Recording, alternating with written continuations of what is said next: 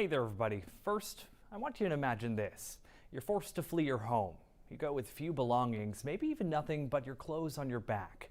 And you wind up in a hotel room in a foreign country with your kids, in need of a job, but you have yet to learn the native language.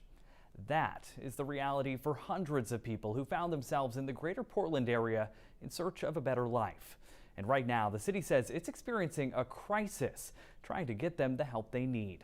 News Center Maine's Sean Stackhouse takes a closer look. Right now in Portland, there are more asylum seekers being supported than ever before. It's even more than in 2019, when more than 400 asylum seekers were sheltered at the Portland Expo. We would see the numbers, just increase, week by week. At last check, 727 asylum seekers are being housed by the city.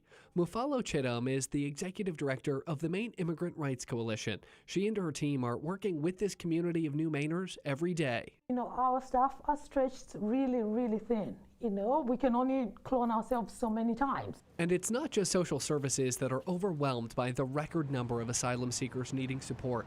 The city is running out of places to house them. Our shelters are full, and they have been for quite some time. So because they are full, we have had to utilize hotels. In total, 10 hotels across 5 different municipalities are being used by the city as temporary housing.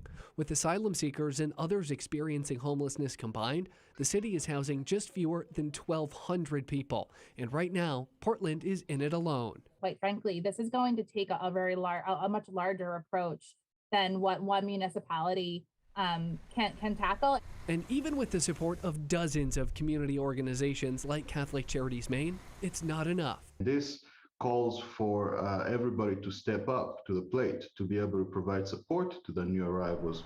Now, the city of Portland and these supporting organizations are asking for help from the state. It is something that Portland has been shouldering, and I'm hopeful that we can have conversations to really have this be a more regional approach and a more statewide approach. One those working around the clock to help these future Mainers hope will make a difference. In trying to ask the state, to re-engage in this crisis.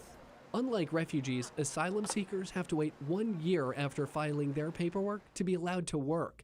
Advocates say these people aren't here looking for a free ride. They're looking to make Maine home. They will be joining the workforces and contributing to, in many different ways, to a betterment of Maine. In Portland, Sean Stackhouse, News Center, Maine.